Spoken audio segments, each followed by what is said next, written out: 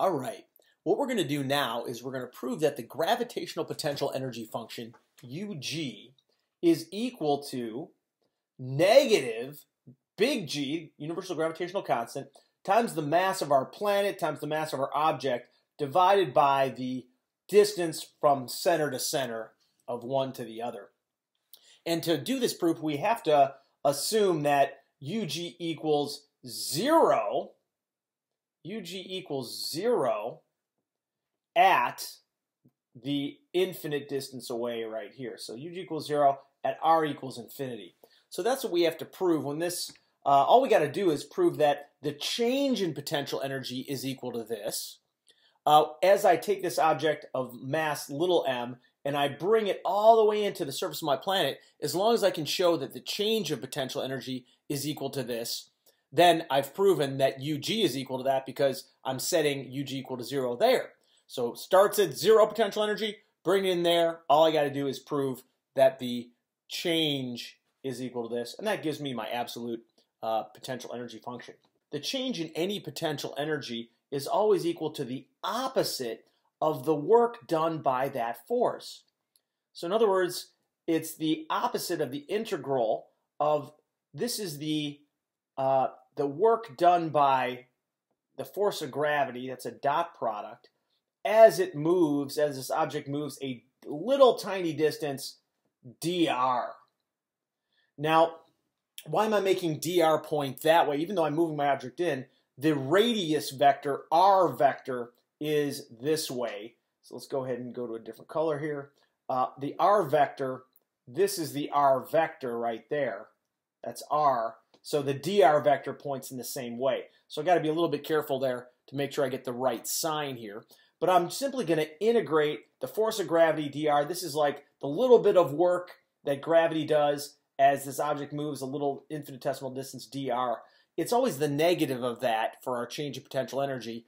And you got to remember that, you know, when you lift something up, gravity's doing negative work, but the change in potential energy is positive. That's why there's that negative sign right there. So let's go ahead and substitute in here. What's our limits of integration? We're going to integrate this as r goes from infinity all the way to r equals the radius of this planet. I'm going to use rp for the radius of the planet right there. We'll just use the first letter there to indicate that.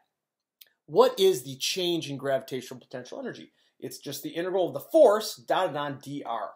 Let's go ahead and simplify this a little bit, solve it. So this is going to be the integral of, or it's the negative integral of, the force of gravity times dr.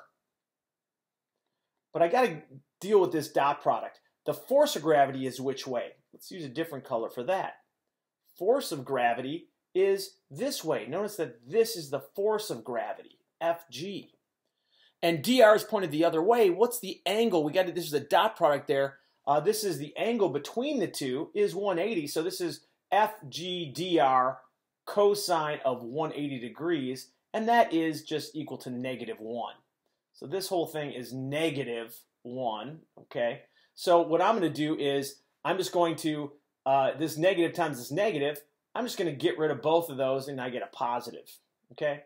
So to restate this thing, all I got to do now is I just got to, my delta UG is going to be equal to the integral of r ranges from infinity to the radius of the planet of Fg dr.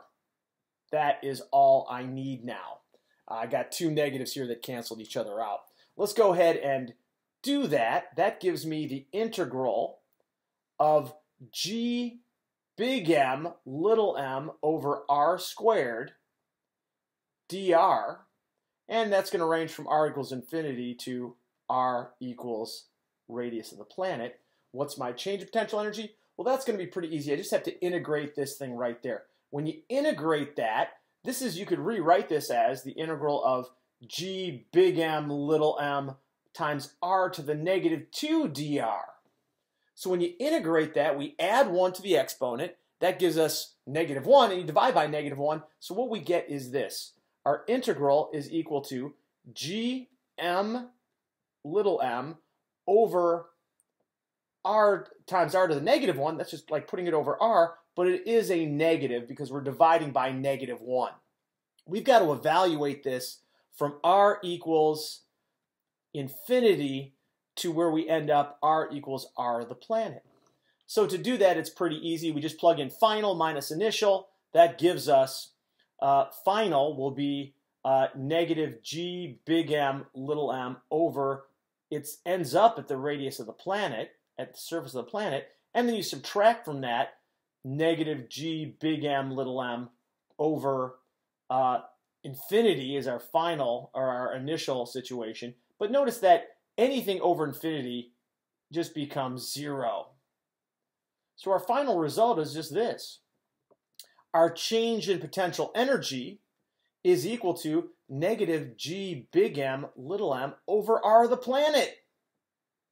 And since we started at potential energy is equal to 0, since we started at r equals infinity, in other words, at UG equals 0, then that means that our final potential energy, UG, is equal to negative g big M little m over r of the planet.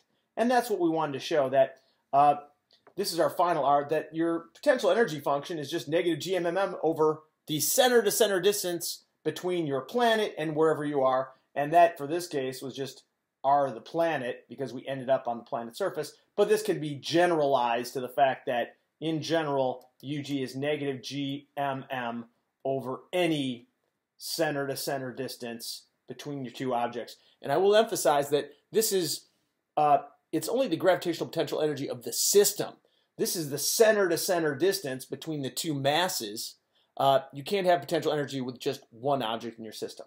All right, that's all we have. And this one's a relatively easy chapter if you know how to do your derivations. So keep those very simple equations in mind, that the force of gravity is negative gmm over r squared. Gravitational potential energy is negative gmm over r, not r squared, just r. And this only works if you set UG equal to 0 at r equals infinity. And then as long as you have the centripetal force equaling mv squared over r, you can pretty much derive anything in this chapter. All right, that's all we got, and we'll see you in the next video.